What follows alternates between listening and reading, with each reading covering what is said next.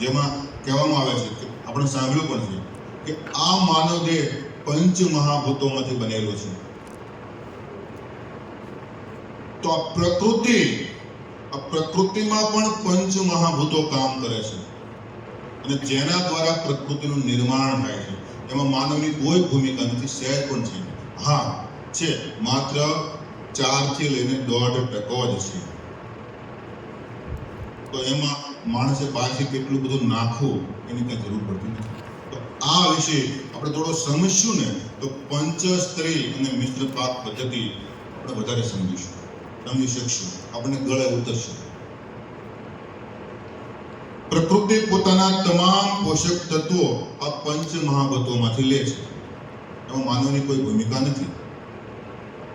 પંચ મહાભૂતો ક્યાંથી આવે, કઈ રીતે થાય છે, થોડાક વિષયમાં આપણે ઊંડાણમાં જશું, જેથી કરીને આપણને ગળે ઉતરીને સમજી શકીએ.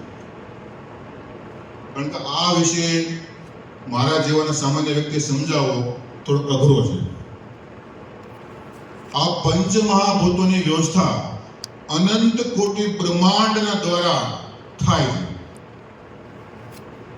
અને ઈશ્વરે એના દ્વારા વ્યવસ્થા કરી છે. કઈ રીતે? અનંત કોટી બ્રહ્માંડની અંદર તમામ ગ્રહો, બ્રહ્માંડ એની વ્યવસ્થા ચાલે છે અને તેના દ્વારા પંચ મહાભૂતોના વ્યવહારો થાય છે. આ પંચ મહાભૂતોના વ્યવહારો થકી વૃક્ષ, વનસ્પતિ, છોડ એને પોષણ મળે છે અને વૃદ્ધિને વિકાસ થાય છે અને આપણને ઉત્પાદન આપે છે. થોડુંક ઊંડાણમાં આ વિષયમાં જઈશું. તો પંચ મહાભૂતો કોણ? એમાં માનવની ભૂમિકા કેટલી છે? આકાશ, અગ્નિ, વાયુ, પાણી અને પ્રકાશ, આ પંચ મહાભૂતો. જો કે મારું અધ્યાત્મમાં બહુ ઊંડાણ નથી એટલે કદાચ ભૂલ ક્ષેત્ર થઈ ગયો છે તો માફ કરશો. આ પંચ મહાભૂતો ઈશ્વર દ્વારા નિર્મિત કરેલા છે. એમાં માનવની કોઈ ભૂમિકા નથી. આપણે પ્રયોગ કરવો તો કરી શકો છો. આપ પણ જ્યારે ખેડૂતોની વચ્ચે જશો ત્યારે આ સ્પષ્ટ ઉદાહરણ આપી શકશો કે કોઈ પણ વૃક્ષ અને વનસ્પતિ કે છોડ જમીનમાંથી માત્ર 1.5% જ ખોરાક લે છે, તો બાકીનો 98.5% ખોરાક આ પંચ મહાભૂતો દ્વારા લે છે.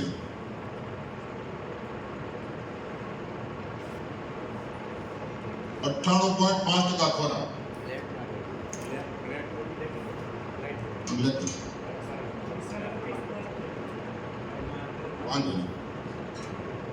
કોઈને ગળે ન ઉતરે તો ખેડૂતને સ્પષ્ટ કહેવાનું તમારી વાડીની અંદર કોઈ પણ વૃક્ષ, વનસ્પતિ કે છોડ, લીલી વનસ્પતિ હોય તો ઉખેડવાની, ઉખેડ્યા પછી અથવા વાઢવાની કે મૂળ સહિત ખેંચી લેવાની અને નીચે માટી હોય ખેરી દેવાની. ખેર્યા પછી એ લીલી વનસ્પતિને સારા પાત્રની અંદર સૂકવવાની, જેમાં 70 થી 72% પાણી હોય. એ પાણી પ્રકૃતિ આપ્યું, કુદરતે આપ્યું, કે મહેનત તમે નિર્માણ નથી કર્યું.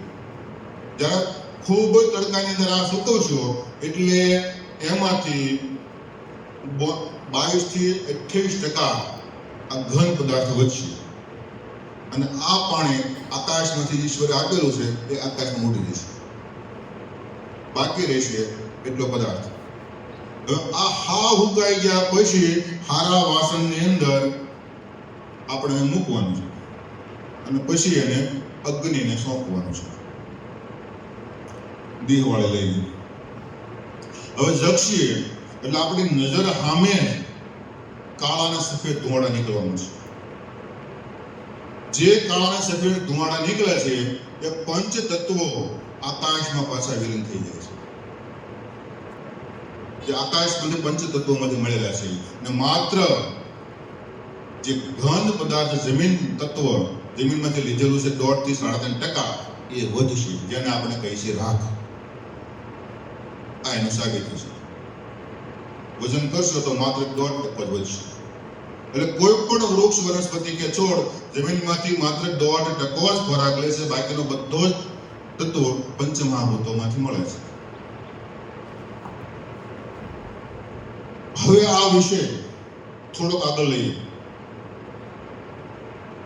કોઈ પણ વૃક્ષ, વનસ્પતિ કે છોડ પોતાની ખોરાક લેવાની સ્થિતિ એક સરખી હોતી નથી. દાખલા તરીકે આપણે ઘરમાં બધા જ સભ્યો એક જ પરિવારમાં સાથે રહેતા હોય,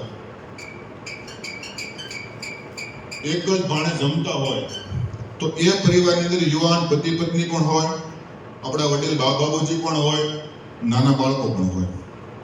બધા એક જ સાથે રહેવા હોવા છતાં બધાનો ખોરાક લેવાની પસંદગી અલગ અલગ હોય. દાખલા તરીકે વૃદ્ધ બા બાપુજી છે, ઉંમર થઈ ગયેલી હોય, દાંત કામ ન કરતા હોય, પાચન શક્તિ ન હોય, તો એના માટે કઢી ખીચડી ખાઈ શકતા હોય. પછી આગળ કદાચ લેવું હોય તો શિયાળાની રાબ હલાવી એ પણ ખાઈ શકે, અથવા તો દાળ ભાત ઓછો ખોરાક ખાઈ શકે, પાચન થઈ શકે તેવું. પછી યુવાન પતિ પત્ની હોય તો કઠણ ખોરાક પણ ખાઈ શકે, તીખો બેલો પણ ખાઈ શકે.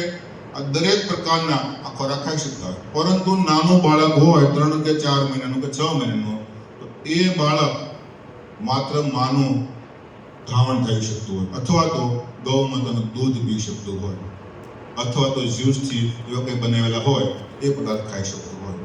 જેમ એક જ પરિવારમાં બધા રહેવા છતાં પણ બધાના ખોરાક લેવાની સ્થિતિ અલગ અલગ છે, બસ એ જ રીતે બધી જ વૃક્ષ ને વનસ્પતિ એક જ જમીનમાં થતી હોવા છતાં જ્યારે સીધો સૂર્યપ્રકાશ પડતો હોય ત્યારે ખાસ કરીને વાત કરી છે હિન્દુસ્તાનની ધરતીની. પૃથ્વીનો ગોળો ગોળ છે, ગોળ પૃથ્વી છે. આપણે જોઈએ છીએ, આપણે બધા આ વિજ્ઞાન નાનપણમાં ભણેલા છીએ સ્કૂલની અંદર. સુભાષ પાલેકરજી ઘણી વખત કહે છે વિશ્વની અંદર વધારેમાં વધારે ખેતી માટે યોગ્ય કોઈ જગ્યા ધરતી માટે હોય, આ પંચ મહાભૂતોનો જો વધારે લાભ મળતો હોય તો એ ધરતી હિન્દુસ્તાનની, ભારતની ધરતી છે. કારણ કે વધારે પ્રકૃતિ અહીંયા ખીલેલી છે. આ ભારતની ધરતી ઉપર 3 ઋતુ આપણને મળે છે: શિયાળો, ઉનાળો, ચોમાસું. વધારે સૂર્યપ્રકાશ અહીંયા મળે છે, એટલે વનસ્પતિ કોઈ પણ પાકો થવાની સંભાવના વધારે આ દેશની અંદર છે. આપણે પશ્ચિમી દેશોની અંદર સોશિયલ મીડિયામાં જોઈએ છીએ કે 6 મહિનાનું ચોમાસું હોય, 8 મહિનાનું ચોમાસું હોય, માત્ર 4 જ મહિના જમીન ખુલ્લી રહેતી હોય, સતત બરફવર્ષા થતી હોય, જેથી કરીને પાક માત્ર આખા વર્ષની 3 કે 4 મહિના લઈ શકાતો હોય છે. જ્યારે આ ધરતી ઉપર વધારે પંચ મહાભૂતોની સંભાવના છે. આ ધરતીની અંદર શિયાળામાં ઓછો સૂર્યપ્રકાશ હોય, ચોમાસામાં સૂર્યપ્રકાશ પણ હોય અને ઠંડી પણ થતો હોય, આવા આપણને અનુભવ થાય. જ્યારે ઉનાળાની અંદર સૂર્યપ્રકાશ જ્યારે ખૂબ જ સૂર્ય ખીલેલો હોય, તડકો પડતો હોય, જેવું કે અત્યારે આપણે ચૈત્ર વૈશાખ જ ને અત્યારે મહિના બધા આ ચૈત્ર વૈશાખની અંદર ધૂમધમતો સૂર્ય તાપ પડતો હોય ત્યારે સૂર્યપ્રકાશ પડવાની તીવ્રતા 12,000 સૂર્યપ્રકાશ માપવાનું સાધન કેન્ડલ ફૂટમાં મપાતું હોય છે. એટલે સીધો સૂર્યપ્રકાશ આવતો 12,500 કેન્ડલ ફૂટ સૂર્યપ્રકાશની તીવ્રતા હોય છે. એટલે બધા જ વૃક્ષો, વનસ્પતિ સીધો સૂર્યપ્રકાશ ગ્રહણ કરી શકતા નથી. આ ટૂંકમાં આ પંચત્રી મોડલ લઉં છું, કારણ કે જાજા સમયની અંદર આ ઓછામાં ઓછું વ્યવસ્થિત સમજાવવું હોય તો ઓછામાં ઓછા 4 થી 5 કલાક જોઈએ. કારણ કે અહીંયા બેઠેલા બધા જ વૈજ્ઞાનિકો છો અને ખૂબ જ સમજેલા પણ ખેડૂતો છો, તો ટૂંકમાં સમજી શકશો. કદાચ ન સમજાય તો પછી આપણે આગળ વધારે ચર્ચા કરશું.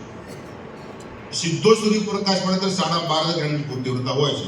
જેમ આપણા પરિવારની અંદર એક જ પરિવારમાં રહેવા છતાં પણ બધા અલગ અલગ ખોરાક જરૂર પડે છે, ખાઈ શકતા નથી એક સરખો ખોરાક.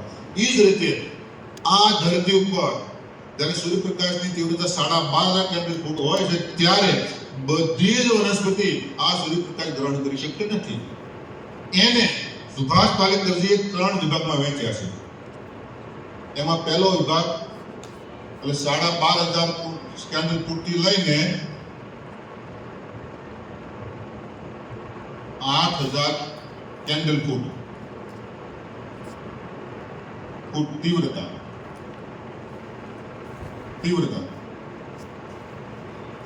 બીજો વિભાગ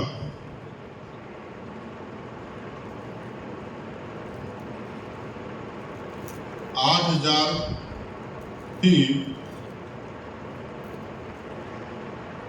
6,000 કેન્ડલ ફૂટ તીવ્રતા.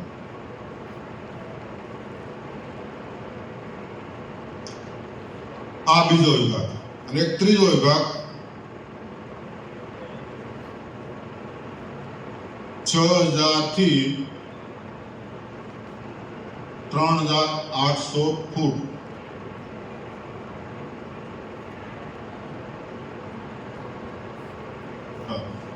આ 3 વિભાગમાં બધા જ વૃક્ષો અને વનસ્પતિઓને અને વિભાગ પાડ્યા છે. તો આ વિભાગ આપણે સમજી લઈએ તો એના દ્વારા 75 અને મિક્સ પાકો આપણે લઈ શકીએ. એક કરતા વધારે પાકો લઈ શકીએ તો અઘરા ના પડે.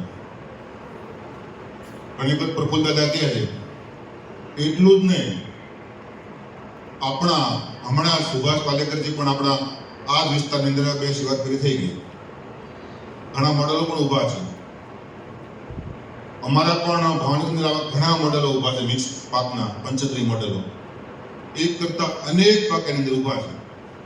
ઘણા મિત્રો એવું કહેતા હોય કે ભાઈ આ તો વૃક્ષોની અંદર ઝાડવાની અંદર 75 થઈ શકે, પણ ટૂંકા ગાળાના પાકમાં ન થઈ શકે. ટૂંકા ગાળાના પાકમાં પણ આવા મિક્સ પાકના 75 થઈ શકે છે. હમણાં રવિનાબેને કીધું ને કે આપણે બહારનું કોઈ ઇનપુટ નાખવું નથી, નાખવાનું આમાં આવતું નથી, પણ એની પૂર્તિ કરવી હોય તો પ્રકૃતિના પંચમહાભૂતોની વ્યવસ્થામાં ઊભી કરવી પડે. દાખલા તરીકે જંગલમાં જઈએ છીએ, જંગલમાં કોણ દેશી ખાતર નાખવા હોય ભાઈ? ત્યાં પણ યુરિયા કે એમોનિયમ સલ્ફેટ બેરડો પોટાશ નાખે છે. છતાં પણ જંગલની અંદર બધી જ પ્રકૃતિની વ્યવસ્થા ઊભી છે. મોટું આંબલીનું ઝાડ વિશાળતાએ ઊભું હોય, નીચે બોરનું ઝાડ ઊભું હોય, એની નીચે પીલોડનું ઝાડ ઊભું હોય, અને બધા જ વૃક્ષો ફળથી હરિયા ભરેલા હોય. અને એનું કોઈ પણ પાન વિશ્વની કોઈ પણ લેબોરેટરીમાં ટેસ્ટિંગ કરવા જાઓ તો એક પણ પોષક તત્વની ઉણપ જોવા નહીં. બધી જ પૂર્તિ થઈ ગઈ. કોણે આપી? પ્રકૃતિ આપી, પંચમહાભૂતો આપી.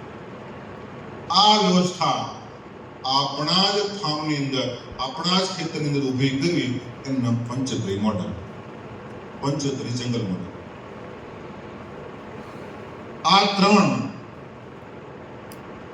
આપણે સમજી લઈશું. 3 વિભાગ તો આપણે આપણું ફાર્મ બનાવી શકશું, અને જ્યારે ટ્રેનિંગ દેવા જઈશું ત્યારે ખેડૂતોને પણ આના વિશે સમજાવી શકશું. ટૂંકમાં આના વિશે થોડું વિગતે બધાને આપણે આવા પેડ મળ્યા છે, બરોબર ને? હાથમાં છે જ બધાને. તો બુક અને પેન હાથે જે કરી લે, આ ડોળે ખોવાઈ ગયું હોય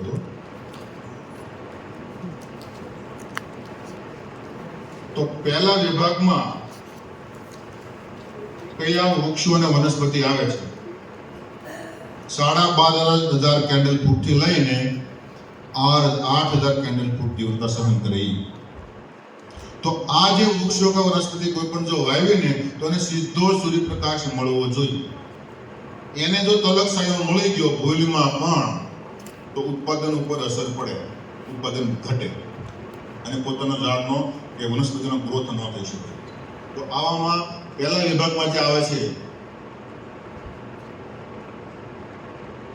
ઘાસ વર્ગી પાક, એટલે કે જે એક દાણો નાખ્યા પછી એમાંથી અનેક પીલા ફૂટતા હોય. દાખલા તરીકે બાજરાનો દાણો, એક દાણો નાખ્યા પછી એમાં 1 થી વધારે પીલા ફૂટતા હોય, 15-17 સુધી. આ બધા ઘાસ વર્ગી પાક, આ બધા એની અંદર આવે. બીજું દાખલા તરીકે લખો જુવાર, બાજરો, હાઇબ્રિડ બાજરી અત્યારે છે લગભગ મોટા ભાગનામાં એ છે. તો આ બાજરી, મકાઈ, ધાન, ઘઉં,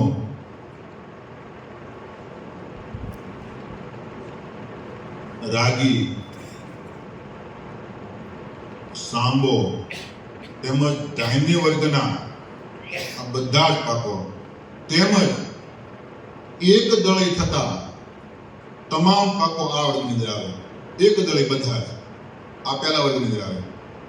આ બધા જ પાકોને સીધો સૂર્યપ્રકાશ હોય તો જ પૂરું ઉત્પાદન આપે. જેથી કરીને તલક સાયો લાગતો હોય એવી જગ્યાએ વાવવા નહીં ક્યારે.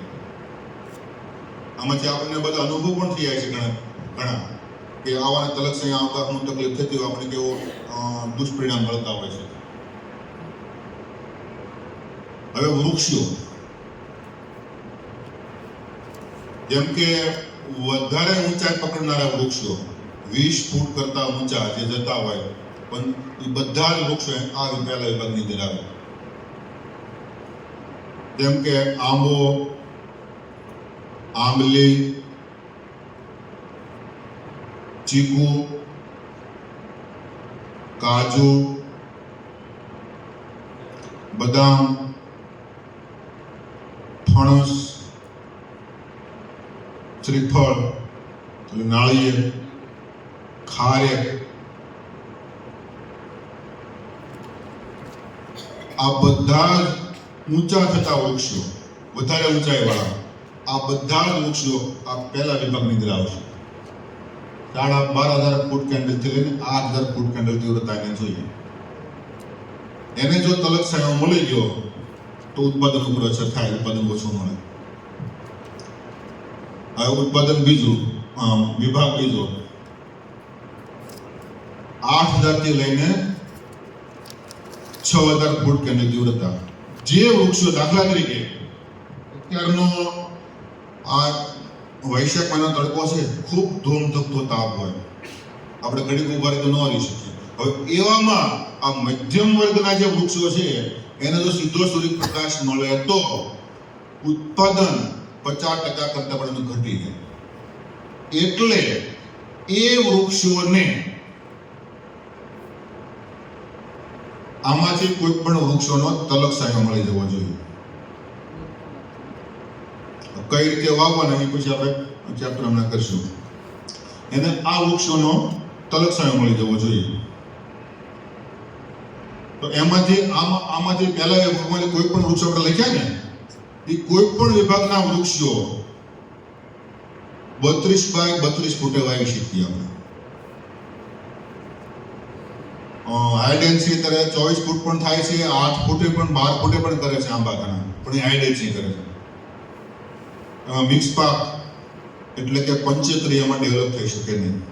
હાઈડેન્સી કરવું હોય તો નીચે અમુક પાકો જ લઈ શકીએ, વધારે બધા પાકો ન લઈ શકીએ. એટલે આ સીધા વૃક્ષો એનો તલક સાયો મળે એ બીજા વર્ગના વૃક્ષો જેને તલક સાયો હોય તો આવી ઋતુની અંદર વધારે ઉત્પાદન મળે.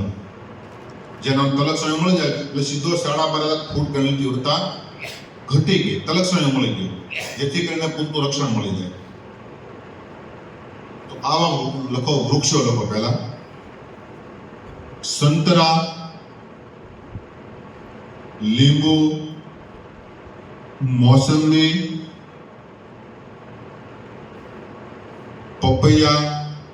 પપૈયા એક દળે છે પણ આ મધ્યમ વર્ગની અંદર આવે છે.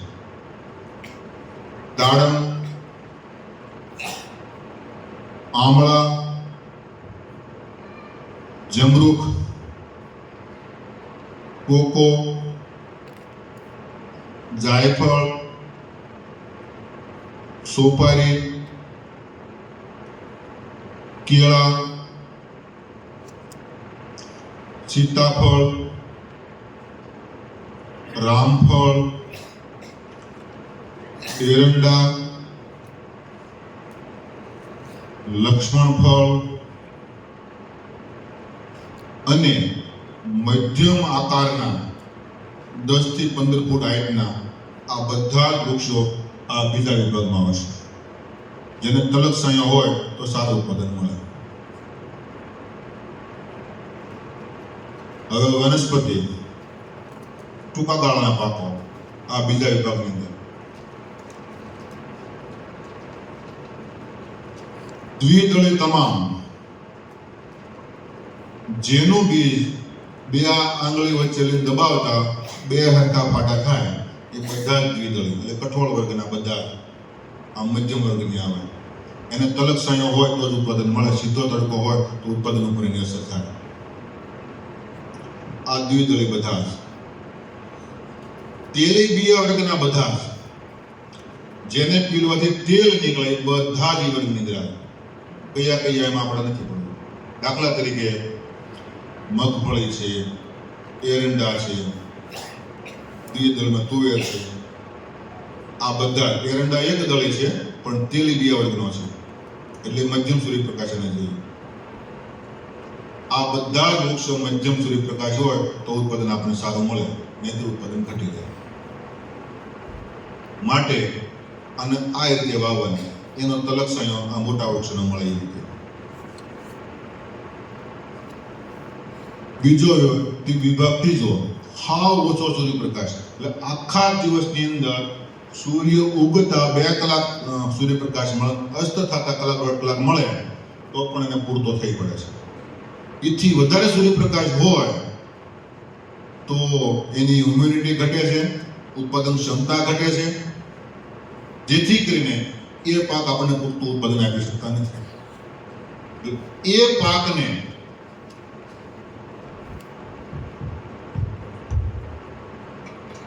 દાખલા તરીકે આ મોટું વૃક્ષ છે,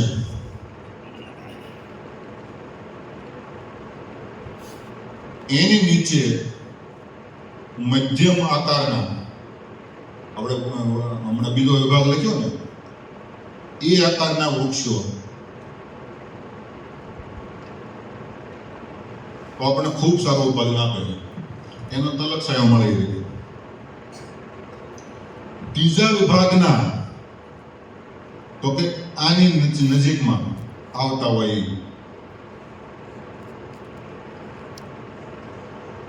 તો કે કયા કંદમૂળ વર્ગના તમામ એટલે જે જમીનની અંદર થાય છે, ડુંગળી, લસણ, આદુ, ગાજર, સુરણ, જે કે ટૂંકમાં જમીન અંદર થતા હોય બધા જ કંદમૂળ વર્ગના, એને હાવ ઓછો સૂર્યપ્રકાશ જોઈએ.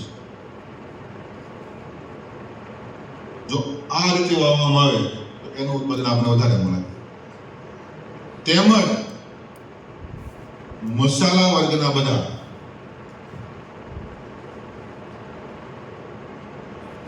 બીજા વર્ગનું એક ભૂલાઈ ગયું, શાકભાજી વર્ગના એ બધા આ બીજા વર્ગમાં આવશો. 8-6 શાકભાજી વર્ગના એક શાકભાજી વર્ગના આમાં આવશે એટલે નોંધ કરી લેજો, ભૂલાઈ ગયું. શાકભાજી વર્ગના તમામ આ બીજા વર્ગની વિભાગમાં આવશે.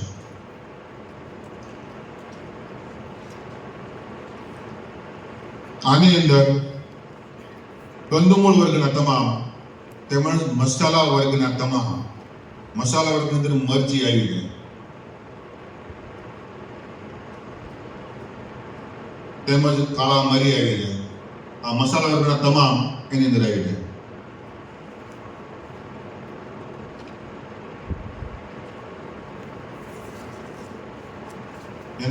એને હાવ ઓછો સૂર્યપ્રકાશ હોય ત્યારે આપણે પૂરતું ઉત્પાદન આપી શકીએ.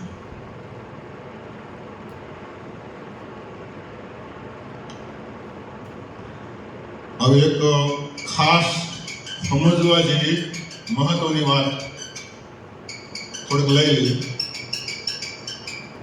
75 32x32 નું મોડલ એ જો સમય અત્યારે રહેશે તો સમજશું, નહીં બપોર પછીના સેશનમાં લઈશું.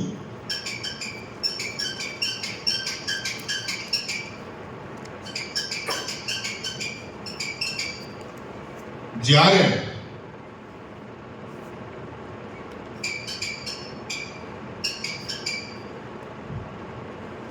આકાશની અંદર સૂર્યપ્રકાશ, સૂર્ય ધબધબતો હોય છે. સૂર્યનો પ્રકાશ જ્યારે આવતો હોય વનસ્પતિ ઉપર, કોઈ પણ વૃક્ષ હોય કે વનસ્પતિ હોય, સૂર્યપ્રકાશની તીવ્રતા જ્યારે વનસ્પતિ પર સીધી આવતી હોય, કારણ કે આ વિષય પણ સમજવો એટલો મહત્વનો છે. એટલે ટૂંકમાં ઓછા સમયમાં જ આ વિષય લેવો છે, એટલે ઉપર સલામ છાંટા ઉડાડી દઈએ. ત્યારે આપણે કીધું ને પંચતત્વોમાંથી, પંચમહાભૂતોમાંથી વનસ્પતિનો ખોરાક બનાવે છે અને લે છે. ત્યારે સીધો સૂર્યપ્રકાશ પડતો હોય છે ત્યારે તેની તીવ્રતા 12,500 કેન્ડલ ફૂટ હોય છે. જ્યારે સૂર્યપ્રકાશ વનસ્પતિ ઉપર આવતો હોય સવારના 10 થી લઈને સાંજના 5 વાગ્યા સુધી, ત્યારે વનસ્પતિના 1 ચોરસ ફૂટ ક્ષેત્રફળમાં, પાનની અંદર, રિપીટ કરું છું, વનસ્પતિના 1 ચોરસ ફૂટ ક્ષેત્રફળની અંદર 1250 કિલો કેલરી સૂર્ય શક્તિની પડે છે. 1 ફૂટની અંદર, 1 ચોરસ ફૂટની અંદર 1250 કિલો કેલરી પડે છે. તેમાંથી કોઈ પણ વૃક્ષ વનસ્પતિ માત્ર 12,500 કિલો કેલરી, તેમાંથી માત્ર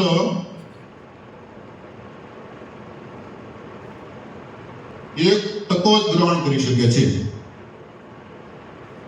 1 ચોરસ ફૂટમાં 1250 કિલો કેલરી પડે છે, તેમાંથી વૃક્ષ વનસ્પતિ કે છોડ માત્ર 1% જ ગ્રહણ કરી શકે છે. એટલે કેટલી થાય 1%? મને ગણતા નથી આવડતું. હે, 1250 કિલો કેલરી પડે, એનો 1% કેટલા થાય? 12.5. હા, 12.5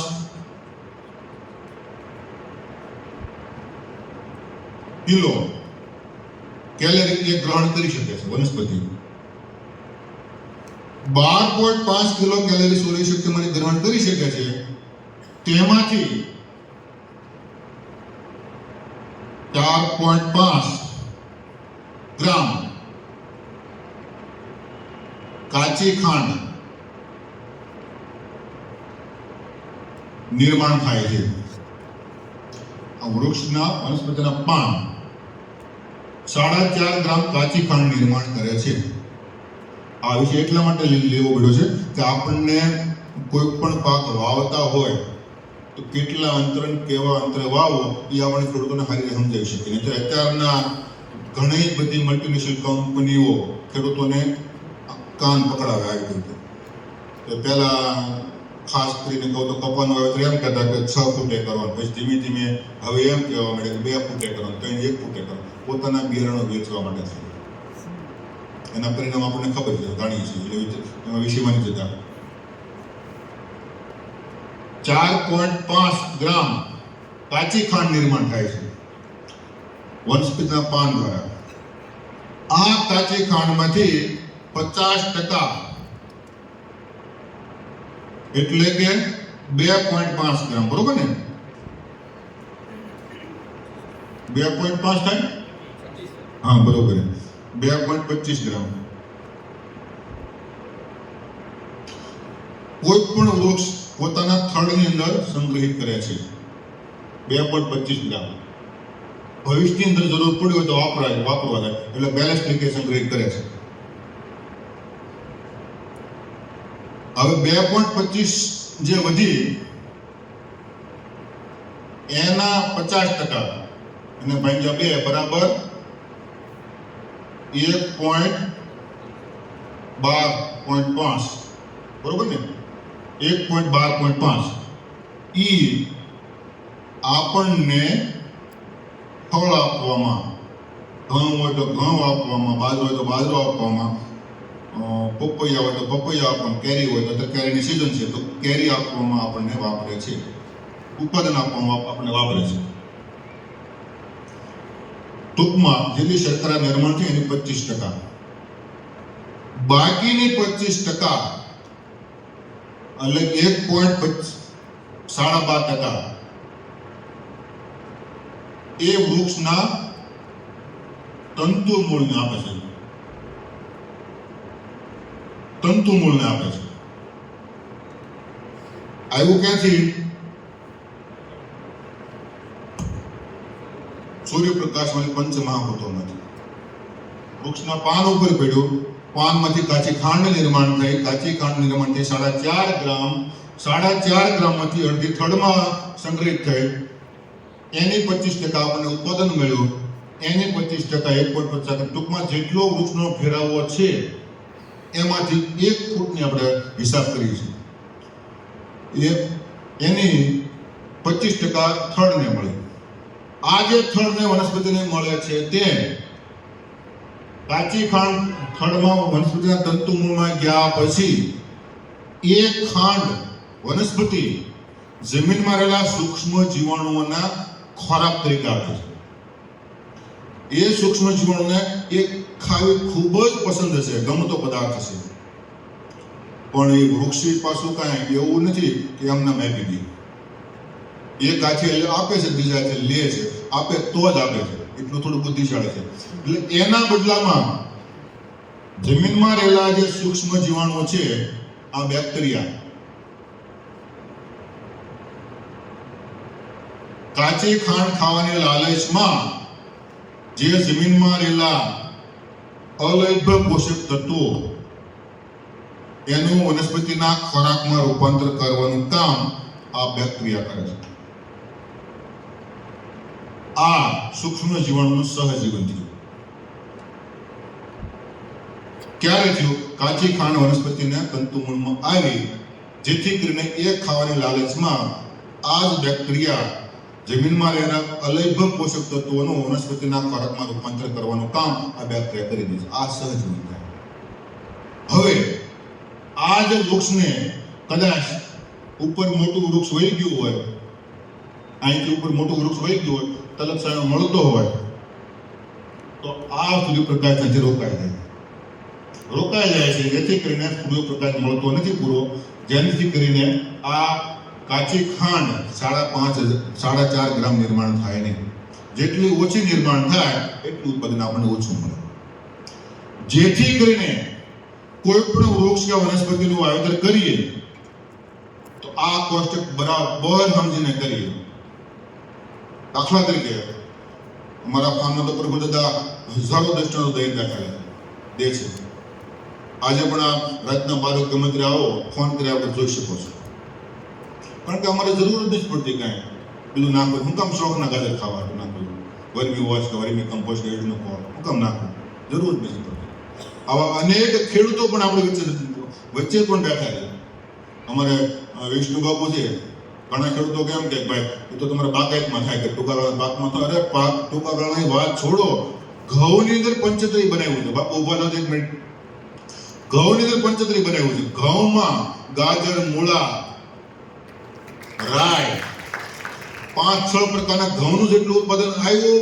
ઘઉંનું એક વીઘે કોઈ કે 30 કે 35 મણ આવતું હોય તો અમે એક દાણો ઓછું નથી, એવું પાછું આપણા ગઢિયા એમ કહેતા ભાઈ પાક કાઢે એટલે ઉત્પાદન ઓછું આવે, કે પાકમાં પાક આવે તો ઉત્પાદન ઓછું આવે, પણ ઓછું એક દાણો નથી આવ્યું. વધારામાં એનું જે ઉત્પાદન એ જ આવ્યું છે, પણ વધારામાં બીજા પાકો દ્વારા જેટલું ઘઉંનું મળે છે એના કરતા હવાયું આમાંથી મળ્યું. એ વનસ્પતિનું સહજીવન થઈ શકે છે. માટે મિક્સ પાક પણ એટલા જ મહત્વના છે, સાથે સાથે સમજવું પણ એટલું જ મહત્વનું છે કે કયા પાક અને કયો પાક વાવવો. જો સમજ્યા વગર મિક્સ પાક કરી નાખશું ને તો પરિણામ માઇનસમાં જાય, ન પણ મળે. એટલે આ પાક સમજવા માટે, આ પદ્ધતિ સમજવા માટે બરોબર મિક્સ પાક પદ્ધતિ સમજીને જ વાવેતર કરવું. કયા નીચે કયું કરવું, કયાની બાજુમાં કયું વાવવું, એ ખૂબ મોટો વિષય છે. એ કઈ ઘડીકમાં 5-10 મિનિટમાં સમજી શકાય નહીં. એટલે આ વિષય સમજવા માટે છે. હવે રસોઈ પણ આમ ઠરે એવું છે, એવું લાગે તો આપણે વિષય અહીંયા પૂરો કરશું, અને બપોર પછી સેશનનો સમય હશે તો આ વિષયને પંચતરી જંગલ મોડેલ કઈ રીતે લેવું એ આપણે બપોર પછી સેશનમાં લઈશું. અસ્તુ, જય ગૌ.